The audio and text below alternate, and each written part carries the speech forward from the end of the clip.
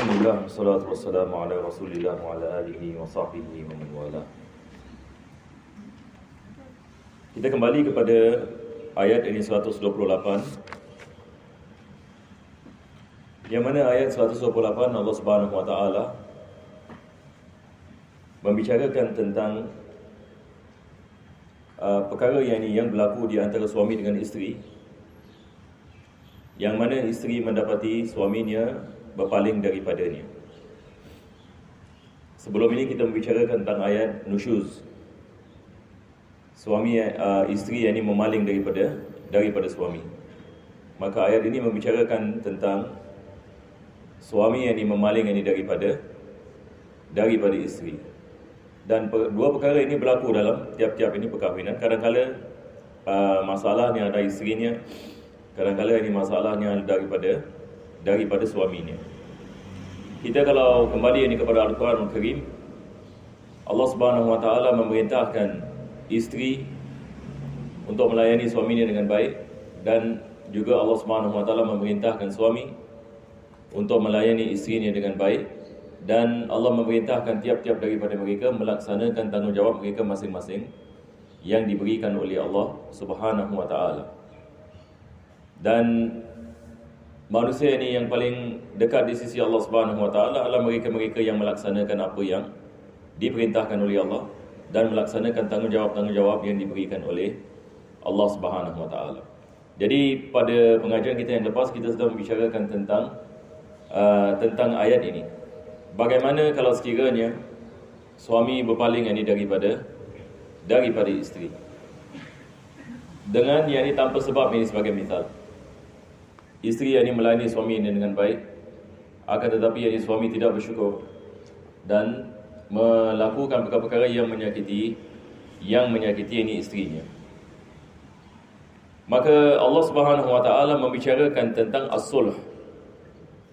Ini adalah perkataan yang disebutkan dalam ayat ini.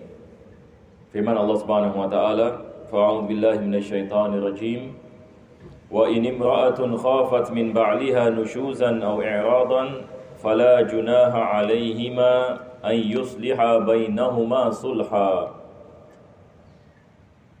Jadi Allah mengatakan apabila seorang isteri mendapati suaminya berpaling daripadanya, maka mereka mendatangkan seseorang untuk melakukan sulh. Sulh ini dalam bahasa Arab ini maksudnya perdamaian. Maka ayat ini menerangkan kalau sekiranya berlakunya masalah, maka penting bagi suami dan isteri mencari jalan perdamaian. Jadi ini adalah perkara yang pertama sekali. Yani bagaimana kita boleh mendapatkan solusi untuk berdamai. Yani bukan untuk meneruskan perpecahan ataupun masalah.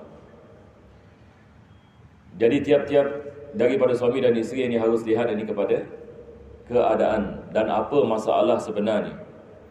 Dan kalau kita boleh selesaikan masalahnya dengan perdamaian, itu yang lebih baik. Ini yang Allah Subhanahu wa taala mengatakan untuk usahakan untuk berdamai. Bukan usaha untuk meneruskan pergaduhan ataupun meneruskan perkara-perkara yang tidak baik. Maka isteri bila lihat suaminya berpaling daripadanya, maka apa yang perlu dipikirkan adalah bagaimana nak kembali kepada perdamaian. Maksudnya apa masalah, dilihat kepada kenapa sebabnya, dan bagaimana dia boleh selesaikan perkara ini. Kadang-kadang dia tidak mampu melakukannya, akan tetapi dia memerlukan orang lain untuk membicarakan dengan suaminya sebagai misal. Jadi di sini Allah Subhanahu wa taala mengatakan baginya adalah untuk usahakan atas perdamaian, sama ada dengan diri sendiri ataupun sama ada dia memanggil orang lain untuk selesaikan masalahnya dengan perdamaian. Jadi ayat-ayat ini menerangkan kepada kita bahwasanya Islam sentiasa mengajarkan kepentingan untuk kembali kepada perdamaian, sebab perceraian adalah perkara yang tidak disukai oleh Allah Subhanahu wa ta'ala. Jadi ini adalah sikit sebanyak kita membicarakan pada pengajian kita yang lepas. Jadi hari ini insya-Allah ini kita akan memasuk ini kepada bahagian yang kedua daripada ayat ini. Maka Allah Subhanahu wa ta'ala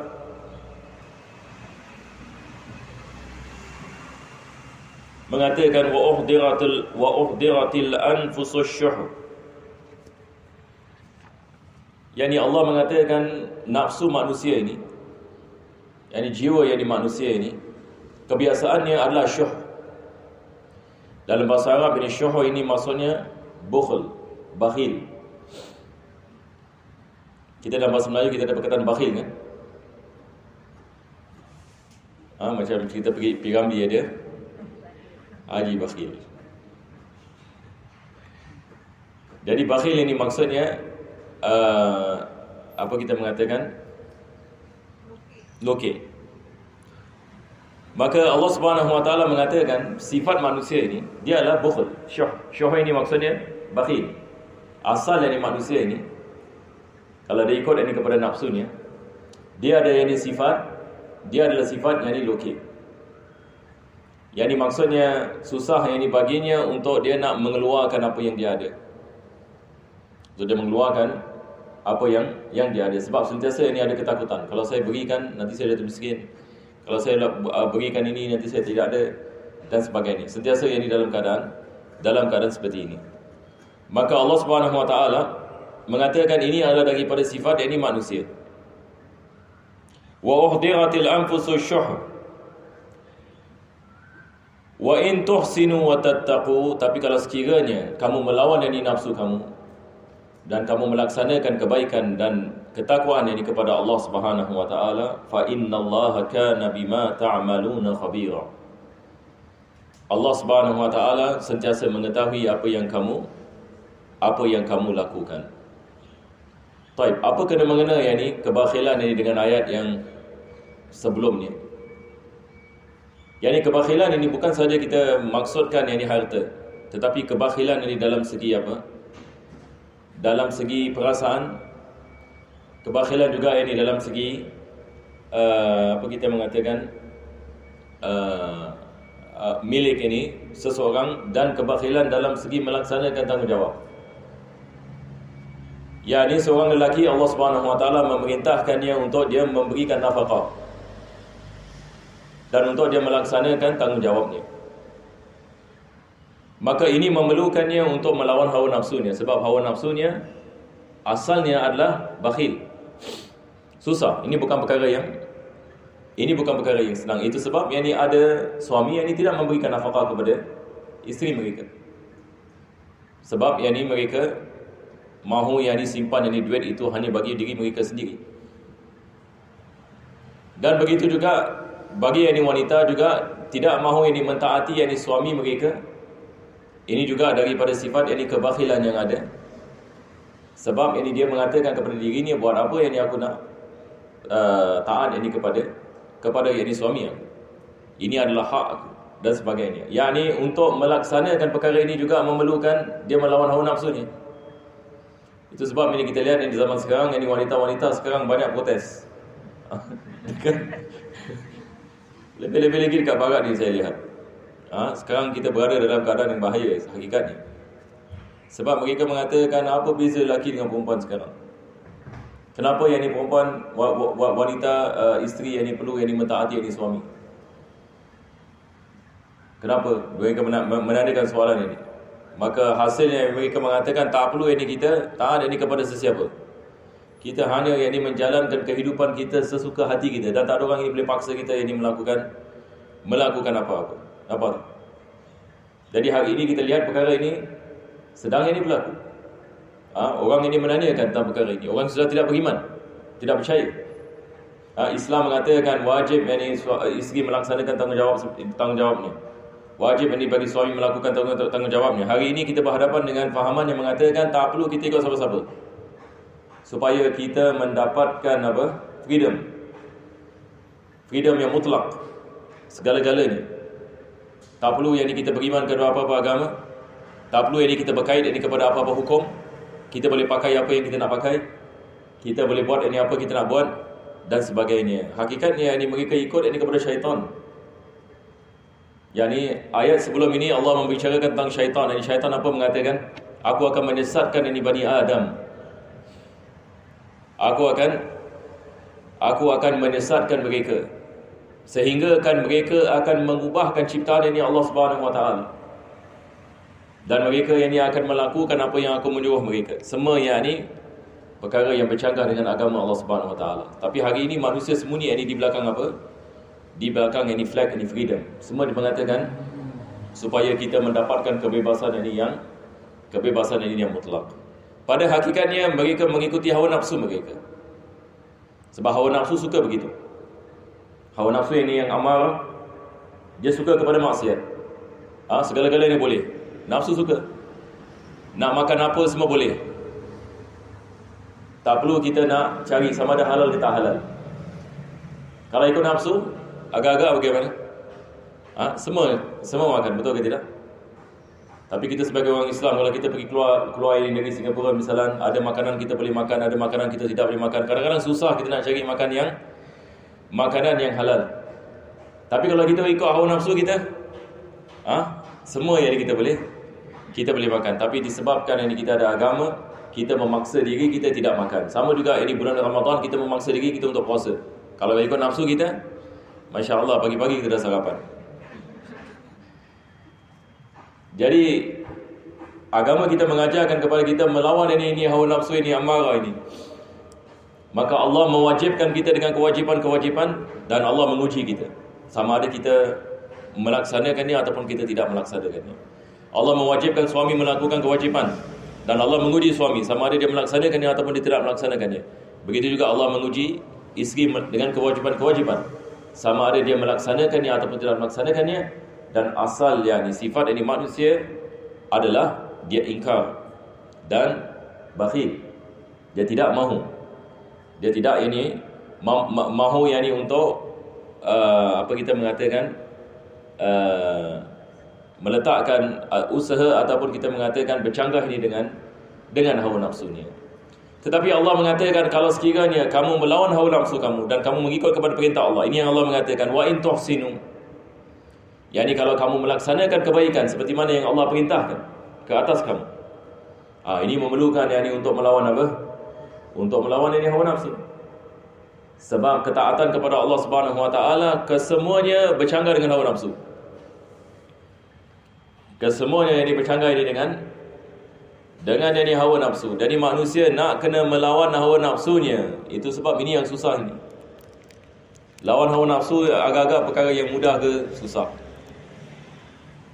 Dia bukan perkara yang mudah. Lebih-lebih lagi pada awal-awal.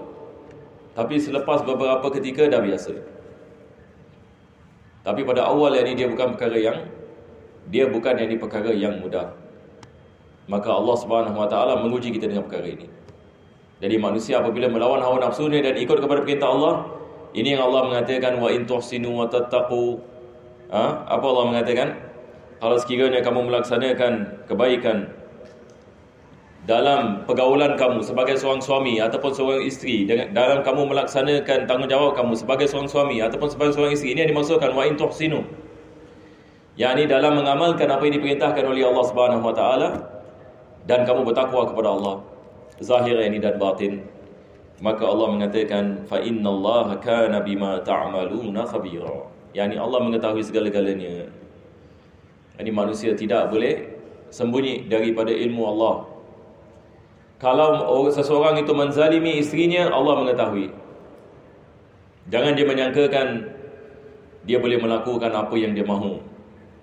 Sebab Allah Subhanahu Wa Taala mengetahui segala yang dilakukan oleh manusia. Allah mengetahui segala niat yang dilakukan oleh seseorang, dan segala perbuatan yang tidak baik ada balasannya, sama ada balasannya di dunia ataupun balasan di akhirat.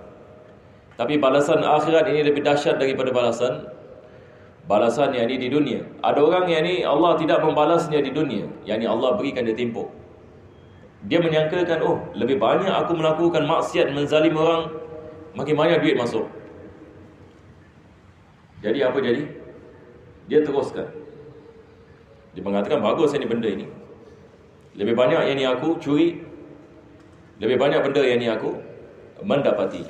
Ini adalah istidraj dalam Islam kita daripada bala yang Allah mengenakan kepada seseorang yang dimukainya Allah membukakan baginya dunia, tetapi tidak ada hidayah baginya. Maka dia menyangkakan keduniaan ini perkara yang ni yang bahagia yang ni bagi dirinya, tapi dia tidak mengetahui lebih banyak yang ni dia terjerumus lebih bahaya. Sebab bila maut yang ni datang, habis. Itu adalah masanya manusia ini akan menyesal, tetapi kesalahannya yang ini tidak akan memberikan manfaat ini kepadanya. Mudah-mudahan Allah selamatkan kita di dunia, selamatkan kita di akhirat, insya-Allah. Jadi manusia apabila melakukan kebaikan akan dibalas dengan kebaikan. Manusia apabila melakukan keburukan akan dibalas dengan yakni keburukan. Maka Allah Subhanahu wa taala Maha Adil dan Allah Maha mengetahui. Itu sebab ini Al-Quran mengajarkan kepada kita kepentingan ketakwaan kepada Allah dan keyakinan bahawasanya Allah melihat kita dan Allah mengetahui, walaupun manusia tidak mengetahui, tetapi Allah Subhanahu wa taala mengetahui. Fa inna Allah kana bima ta'maluna khabira. Sebelah situ Allah mengatakan walan tastati'u an ta'dilu bainan nisa. Yani Allah mengatakan kamu tidak mampu untuk melakukan keadilan yang sempurna di antara wanita-wanita kamu. Ini di sini Allah Subhanahu wa taala menunjukkan kepada para suami. Yani kamu tidak ada kemampuan untuk melaksanakan keadilan yang sempurna di antara wanita-wanita kamu. Apakah yang dimaksudkan di sini? Apa jenis keadilan yang disebutkan oleh Allah Subhanahu wa taala? Maka di sini ulama tafsir ini mengatakan keadilan dalam segi kecintaan. Keadilan yang dalam segi kecintaan. Yani maksudnya masalah hati ini manusia tidak mampu untuk ada padanya keadilan yang sempurna. Boleh faham insya-Allah ya? Ini adalah perkara yang hampir mustahil. Maksudnya kalau sekiranya seorang itu misalnya dia berkahwin lebih daripada satu, kita menanyakan soalan, adakah dia mampu untuk dia membagikan kecintaannya kepada isteri-isterinya semua sama? Ini soalan ni.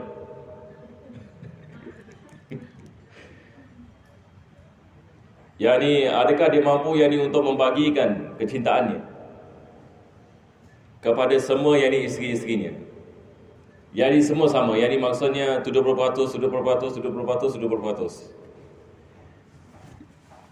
Maka di sini Allah mengatakan kamu tidak mampu melakukannya.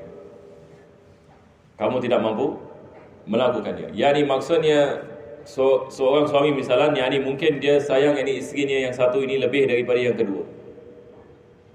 Tapi mungkin dia tak mengatakan. Tetapi ini adalah masalah hati.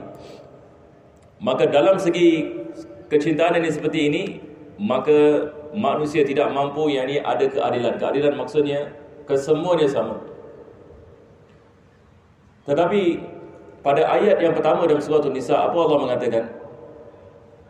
Ya, selepas Allah Subhanahu wa taala mengatakan fankihu ma taba lakum minan nisa'i masna wa thulatha wa ruba'. Selepas itu Allah mengatakan fa in lam ta'dilu fawahidatan. Kalau kamu tidak mampu berlaku adil, maka kawinlah satu. Betul ke tidak? Allah Subhanahu wa taala mengatakan kalau sekiranya kamu tidak mampu keadilan, maka kawinlah satu. Ini adalah ayat yang pertama daripada surah An-Nisa. Ayat ini Allah mengatakan kamu tidak mampu keadilan di antara wanita. Jadi kadang-kadang orang menggunakan ayat ini mengatakan kalau begitu tak boleh seorang lelaki kahwin lebih daripada satu. Sebab Allah mengatakan mustahil manusia ini tidak boleh mendapatkan keadilan di antara wanita. Tetapi bagaimana ayat yang pertama Allah mengatakan dibolehkan kamu berkahwin, tapi kalau kamu tidak dapat berlaku adil maka hanya kahwin dengan satu.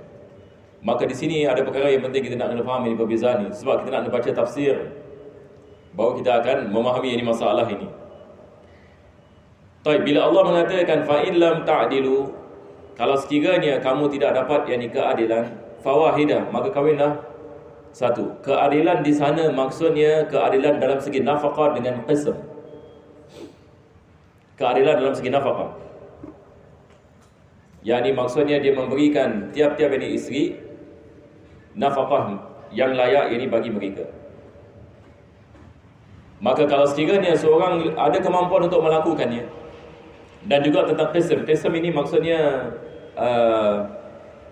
yakni memberikan masa. Yani kita dalam Islam ini kita ada hukum ini qism ini.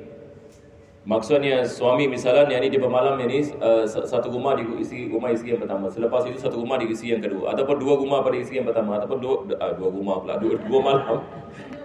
Dua malam pada isteri yang pertama, dua malam ini dipanggil qism. Jadi kalau sekiranya dia menzalimi isteri yang kedua misalnya ni dia 3 malam dengan isteri yang pertama 1 malam, ini haram ini ke atasnya. Dia berdosa sebab dia telah menzalimi. Tapi kalau sekiranya dia ada kemampuan ini untuk membagi-bagikan hari, dan begitu juga dalam segi nafkah, dia memberikan nafkah pada isteri yang pertama, pada isteri yang kedua, maka ini yang Allah mengatakan keadilan. Tetapi di sini keadilan Allah mengatakan kamu tidak mampu ini keadilan, maksudnya kamu tidak mampu ini keadilan dalam segi mahabbah. Ini adalah perkara yang mustahil. Yani sebab misalnya ini satu orang ini dia berkahwin 4 isteri sebagai misal, ataupun 2 isteri. Dia lebih sayang dengan isteri yang pertama daripada isteri yang kedua. Ini adalah perkara yang biasa. Ataupun dia lebih sayang isteri yang kedua daripada isteri yang pertama. Maka kesayangan dia tidak sama. Tetapi adakah ini yang masalah? Ini tidak, ini bukan masalah. Ini bukan yang dimaksudkan ini dengan kemampuan tadi. Jadi ayat ini membicarakan tentang keadilan. Allah mengatakan kamu tidak mampu ini keadilan ini dalam segi mahabbah. Boleh insya-Allah ya.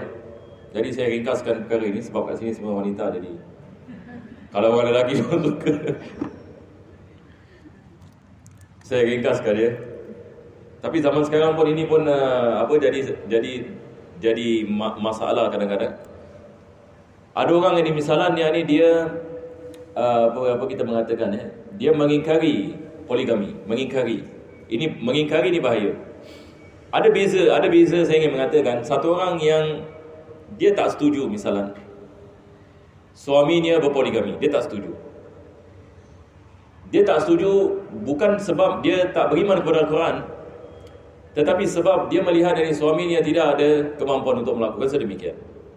Yang suami dia miskin yang misalnya, hatta nafkah kepada dia suami tak mampu. Lepas itu nak kahwin lagi, maka isteri protes, betul tak? Isteri mengatakan kau ni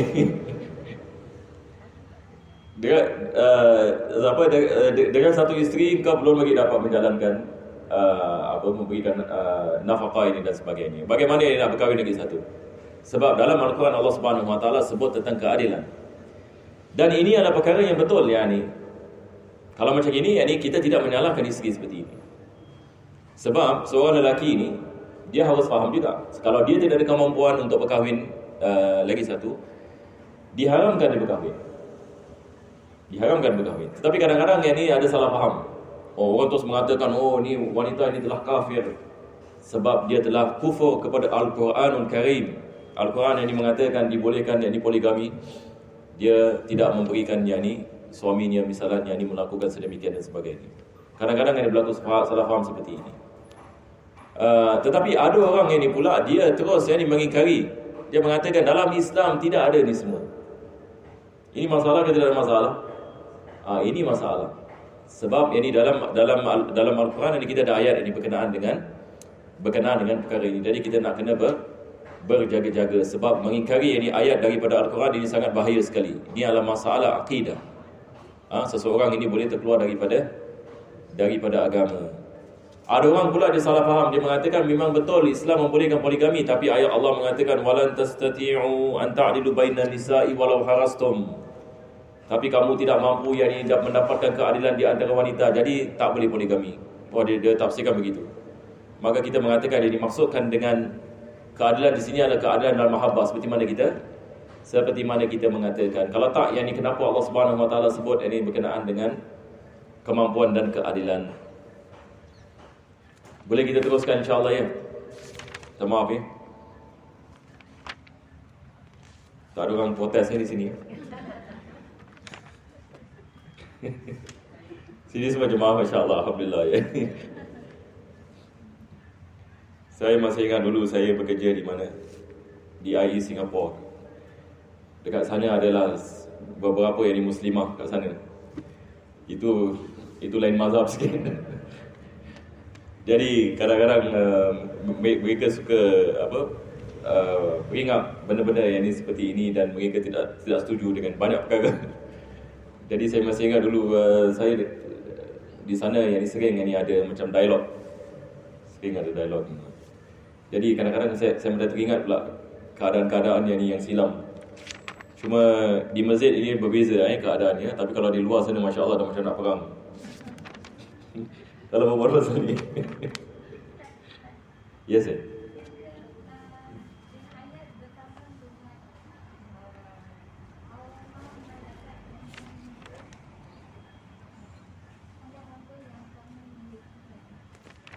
Yang ini ayat yang mana satu? Pertama, surah An-Nisa. Ya, betul. Sebab dalam Islam perkahwinan ini perkahwinan boleh berlaku dengan wanita merdeka dengan wanita hamba. Sebab malakat aiman hukum maksudnya hamba yang dimiliki oleh kamu. Maka seseorang itu dia boleh berkahwin ini dengan wanita hamba, tapi ada syarat-syarat. Ada syarat-syaratnya. Kalau dia tidak ada kemampuan cari wanita merdeka, baru dibolehkan dia berkahwin dengan wanita hamba. Jadi sama ada dia berkahwin dengan wanita merdeka ataupun wanita hamba.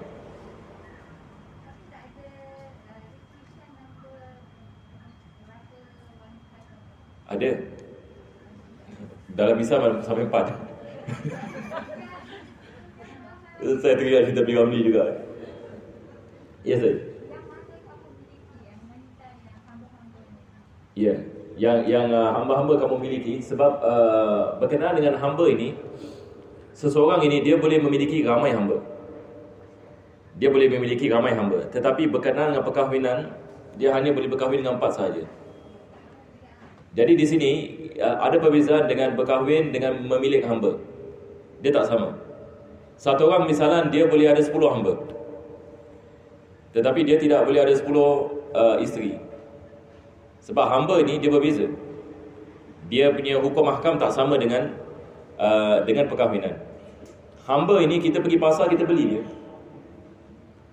Kita pergi pasar misalnya. Kalau kita tengok cerita Piramli kan, dia pergi pasar. Lepas itu ada orang tengah lelong kan. Zaman dahulu bukan nak cakap begitu, tapi memang hamba dijual di pasar. Jadi cuba kita bayangkan kita pergi pasar beli manusia. Ya, kita balik rumah ni Fulan bin Fulan bawa beli yang ni di pasar. Jadi zaman dahulu hamba mereka jual beli. Jadi kalau sekiranya seseorang itu dia membeli seorang hamba wanita, maka hamba wanita ini menjadi dia punya hamba. Jadi hukumnya adalah dia adalah tuan bagi hamba wanita itu. Maka ini ada hukum yang berbeza. Tetapi perkahwinan ini lain seperti mana kita mengetahui. Nah, jadi berkenaan dengan memiliki hamba dia tidak ada had. Berkenaan dengan memiliki hamba tidak ada had. Tetapi berkenaan dengan perkahwinan dia ada had. Dan berkenaan dengan berkahwin dengan hamba, seperti mana saya mengatakan tadi, Islam membolehkan dia tetapi tidak menggalakkan. Sebab masalahnya kalau kita berkahwin dengan hamba, anak kita juga dari hamba. Ya, sebab kalau kita berkahwin dengan seorang wanita misalnya, dia hamba. Jadi hamba maksudnya dia dimiliki oleh tuan. Jadi dia ada tuan yang memilikinya. Jadi hamba ini dia tidak ada milik. Duit apa semua milik hamba dia, milik tuan dia. Jadi kalau seseorang itu berkahwin dengan dia, lepas itu dia mengandung ini misalnya, maka anak dia menjadi hamba juga.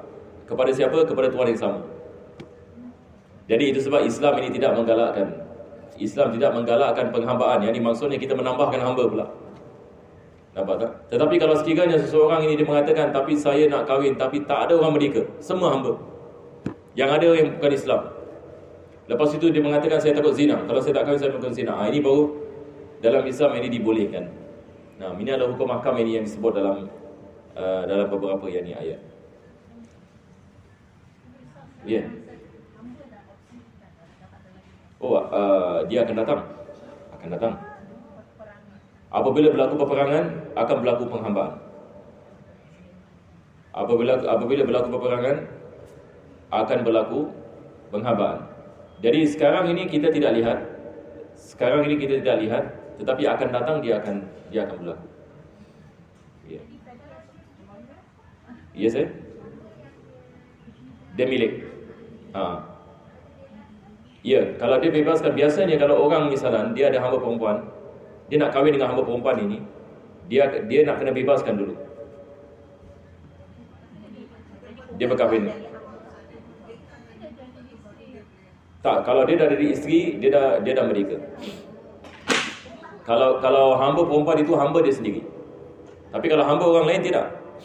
Tapi kalau hamba dia sendiri, maka wanita itu akan menjadi merdeka kalau dia berkahwin. Ya. Anak dia merdeka.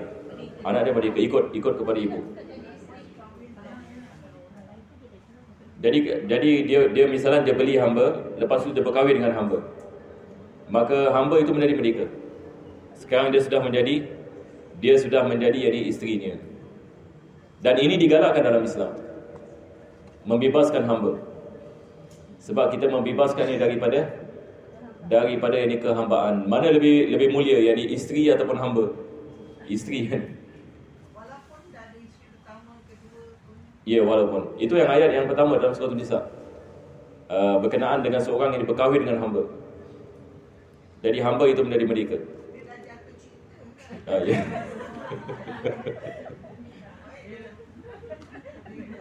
Ya. Ya, betul. Ya. Dan ini banyak berlaku dalam sejarah. Dalam sejarah tak silap, zaman sahabat pun ada berlaku, tak silap. Dan Nabi SAW banyak membebaskan hamba. Nabi SAW dia banyak membebaskan. Nah, kisah-kisah yang ini banyak berkenaan dengan perkara seperti ini.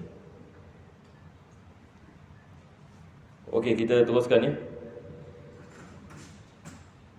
Maka firman Allah Subhanahu wa taala, "Walan tastati'u an ta'dilu bainan nisa'i walau harastum." Walaupun, yakni Allah mengatakan walau harastum, yakni walaupun kamu meletakkan usaha untuk melakukan sedemikian. Yakni satu orang yang dia nak ada keadilan dalam segi mahabbah, walaupun dia cuba sedaya upaya, susah. Sebab masalah kesayangan, kecintaan ini perkara yang mana manusia tidak boleh kontrol. Dia tidak boleh macam nak balance. Tapi nafkah boleh kan? Nafkah $100, $100. Boleh. Tetapi apa kita mengatakan, masalah hati ini, kecintaan atau kesayangan, macam mana ini dia nak kasih level? Ini Allah mengatakan ini, kamu tidak mampu yakni melakukannya walau harastum, walaupun kamu meletakkan usaha kepadanya. Fala tamilu kullal maili fatadharuha kal mu'allaqah. Akan tetapi Allah mengatakan, janganlah kamu melakukan kezaliman kepada yang isteri kamu yang kamu tidak berapa yakni sayang kepadanya.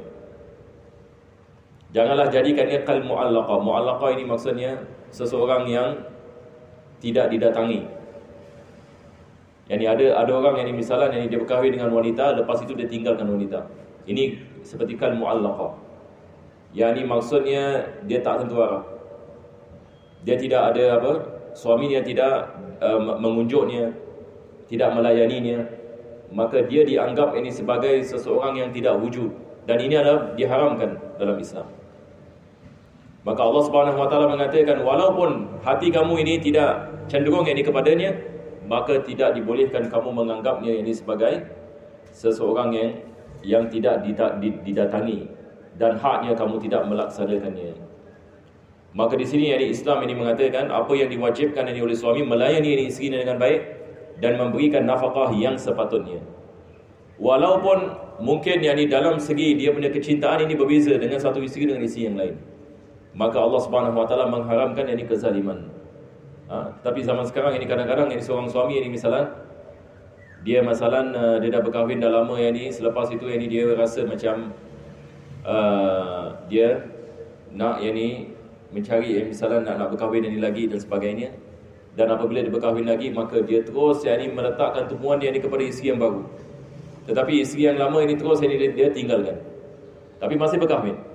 Maka ini yang Allah mengatakan, maka tidak dibolehkan kamu menganggapnya sebagai mu'allaqah. Mu'allaqah dalam bahasa Arab asalnya sebagai sesuatu yang tergantung. Seolah-olah dia tidak berkahwin.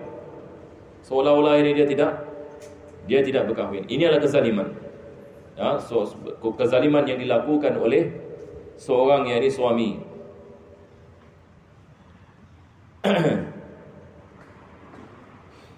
Maka Allah mengatakan wa in tuslihu wa tattaqu. Kalau sekiranya kamu memperbaiki diri kamu dan keadaan kamu.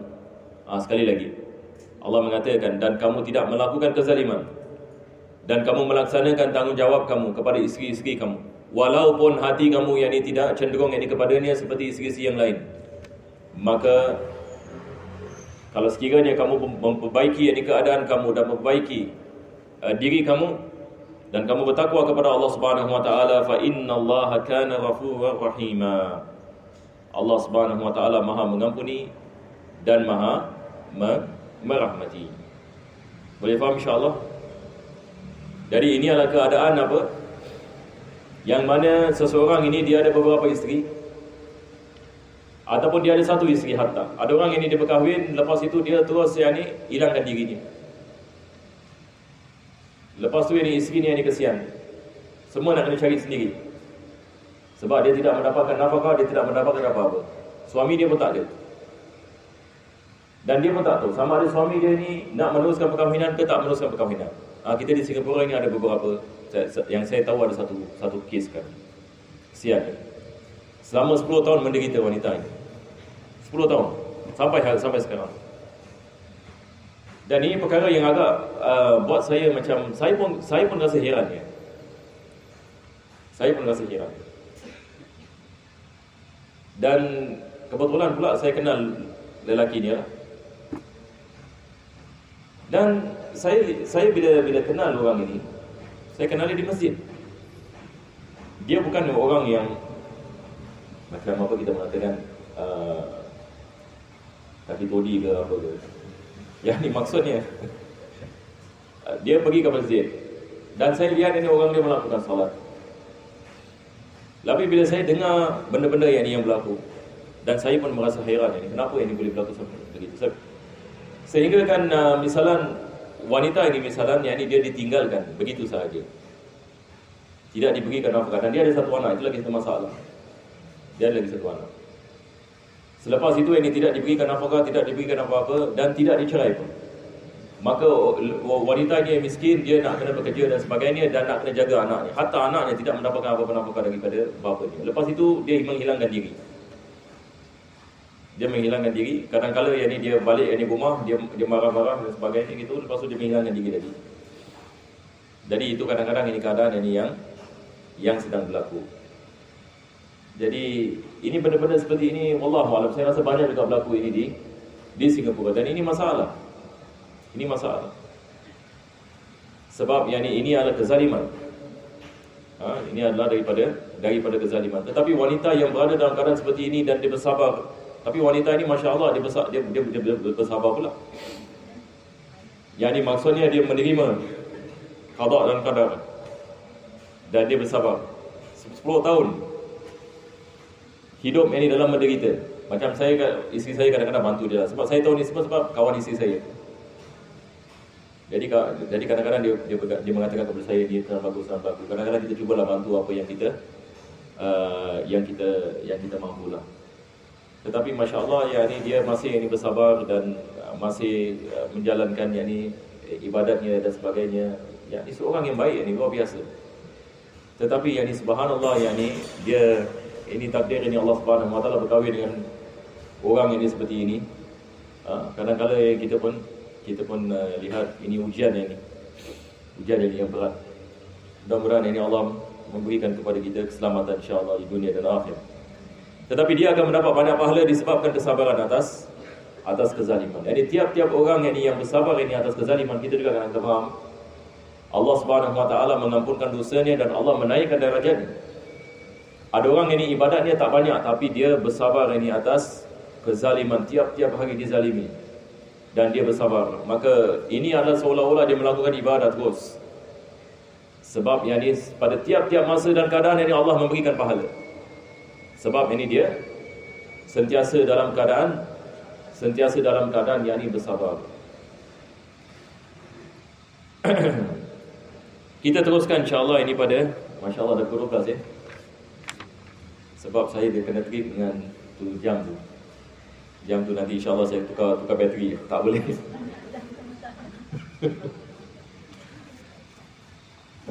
Sebab saya pun lambat hari ni. Tapi saya pun tak nak ambil banyak waktu ya.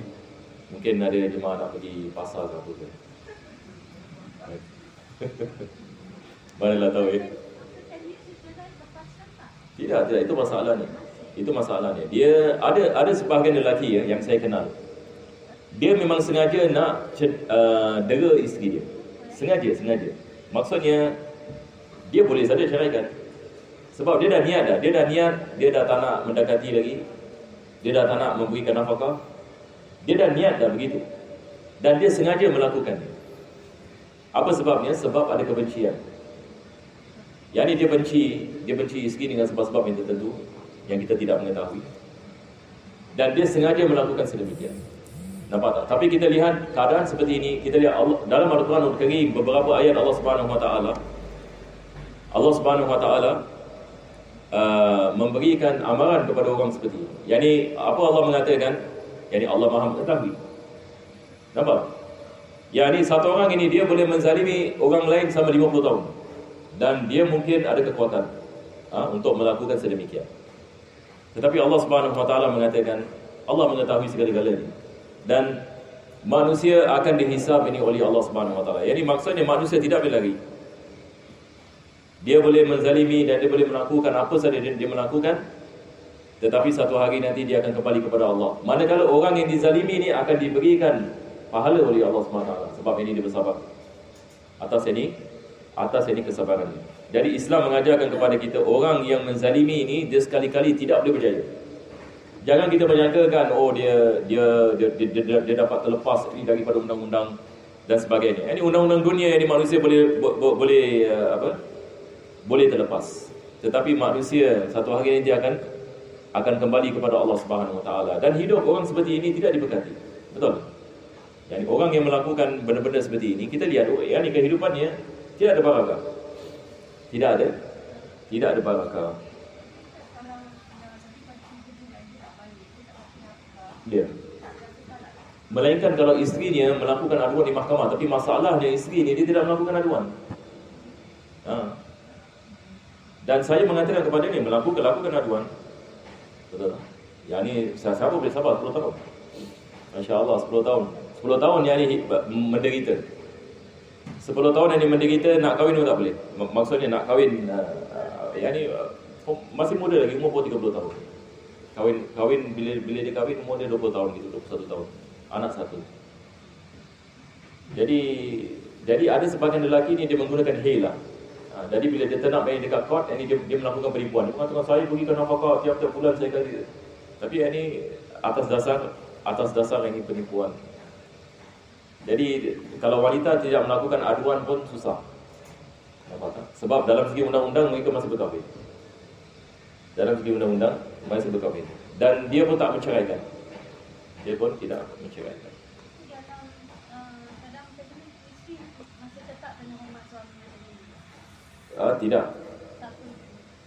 Tidak. Di keadaan yang seperti ini, bukan maksudnya keadaan yang seperti ini, isteri boleh melakukan yang dilakukan. Tapi balik kepada isteri juga. Kalau isteri mengatakan saya redha, suami saya macam ini, dan dia mentaati yang ini kepada suaminya, dia mendapat pahala yang ini. Maksudnya dia nak bersabar. Dia mengatakan tak apalah, walau macam mana ini, apa saja ini berlaku, hidup ini dan mati. Aku tetap ini akan bersamanya. Itu pilihan dia. Nampak tak? Itu pilihan dia. Jadi dia mengatakan, aku akan bersabar dan aku akan mentaati suami dalam segala perkara. Masya Allah. Jadi dia mendapat ini pahala atas kesabaran dan sebagainya, dan apa sahaja perbuatannya untuk dia melaksanakan tanggungjawabnya. Tetapi adakah ini wajib baginya? Tidak wajib baginya. Islam memberikan jalan keluar ke tidak? Islam ini memberikan jalan keluar. Yani satu orang kalau hidup dalam derita, dia ada jalan keluar. Dia ada jalan keluar. Maka dia boleh melakukan kepada mahkamah. Dia mengatakan kepada mahkamah, ini suami saya tidak memberikan nafkah selama setahun. Mahkamah ini akan panggil ini suami ini, betul ke begini? Kalau mendapati ini betul, maka mahkamah ini boleh menjatuhkan talak. Boleh ini menjatuhkan talak. Nah. Ya saya. Kalau dia jual cerita nak tolong kalau dia tak balik kan nanti Ya. Kalau sekiranya jadi seorang suami dia tidak balik ini langsung, tidak dosa. Sebab masalahnya dia pun tak ada. Kalau isteri dia sakit misalnya nak pergi doktor bagaimana? Dia pun tak ada, betul tak? Isteri dia nak keluar rumah, sebab seorang isteri nak kena keluar rumah. Mungkin ini untuk pekerjaan, mungkin ini untuk beli barang, misalnya beli makanan, pergi ini doktor ini dan sebagainya. Kalau ini suaminya menghilangkan diri terus, tidak memberikan nafkah dan sebagainya, maka dia boleh ini keluar rumah dia boleh keluar rumah dan dia mencari ini makanan ini dan sebagainya, maka tidak memerlukan ini keizinan daripada suami dalam keadaan seperti itu. Tapi beza kalau sekiranya suami memberikan nafkah, suami melayani dengan baik, maka di sini diwajibkan ini ke atasnya ini untuk memberitahukan kepada suaminya.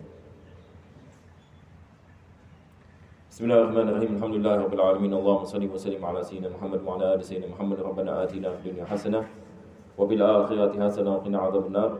Sallallahu ala sayyidina Muhammadin wa ala alihi wa sahbihi wa sallam. Alhamdulillahirabbil alamin. Taqabbalallahu minkum. Assalamu alaikum warahmatullahi wabarakatuh.